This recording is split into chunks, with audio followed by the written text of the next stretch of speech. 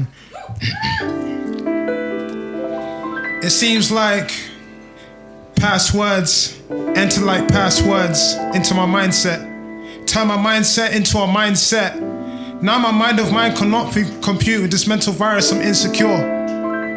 Every time I saw a mirror on the wall, I was disgusted by my still image. Disgusted, I adjusted the cornerstones of what I perpetuated as a self-created image. When my eyes panned the dark scrimmage, I side-eyed a self-image that was ducking and diving to transfer me a full reflection. I refused to stand parallel, because all I witnessed was a pair of L's and a pair of eyes that was paralyzed, witnessing the same sorrow of a paralyzed. Man, I said eyes, L's, paralyzed. I was ill from what I was used to seeing. I always saw myself less of a human being. But I guess that's how you lose your self-respect. When you can no longer self-inspect this mind and body temple, this vessel that you're supposed to protect. But as I reflect, I could have fathomed things. I could have fathomed things, and I guess that's why I'm on my matrix mindset. Because I was triggered. I was triggered because I can no longer figure the figure image of me that was looking in discernment with the raised eyebrow. I was triggered because I can no longer figure the mirror of me was inspired by the actions of me.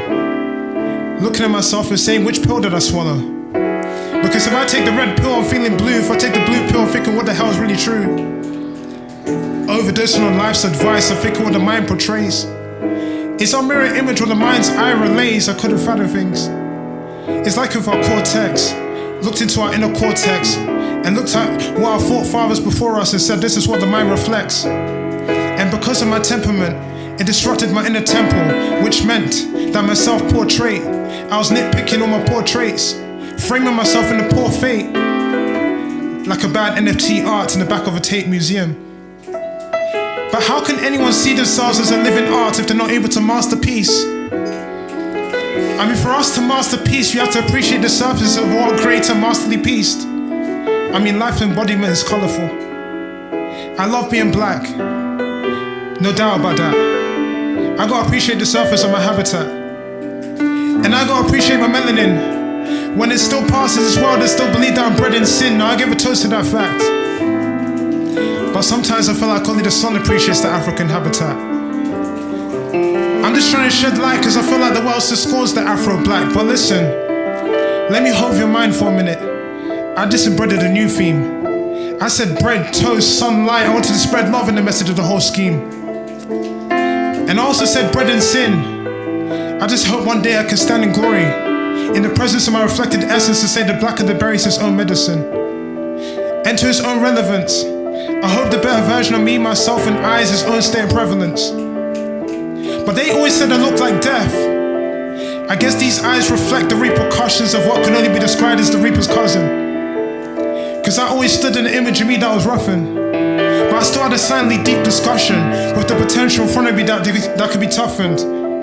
Like iron sharpens iron. Or maybe the mirror sharpens you. Because it allows you to build yourself up and chisel your features like it was carpentry. So tell me who's as sharp as you? But when they say iron sharpens iron, maybe it's not about being in the presence of others. I want you to stand in the mirror next time and say, now you see me, this is us. I'm standing in front of the mirror's edge, I am worthy. And for you to be that top gun, you need to be that maverick that gives the mirror pledge. But the problem is there's too much external noise in this world. There's too many opposites and requisites, and too many negatives and benefits. But what if we have the positive requisites standing opposite that will benefit? Me or you.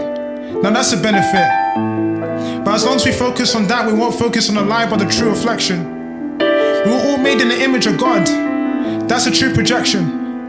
I've only got one body in this lifetime, I need to keep a temple, that's a real connection. But if I don't build myself up, then all I'm going to focus on is my imperfection. Everything I said today is a matter of preservation. I've been suffering for over 20 years, I've been present hating. But I know the best version of me is in the pipelines. It's like a present waiting. But I know that every mirror out there is to help you check yourself, inspect yourself, reflect yourself and respect yourself. Check yourself and respect yourself, there's no debating.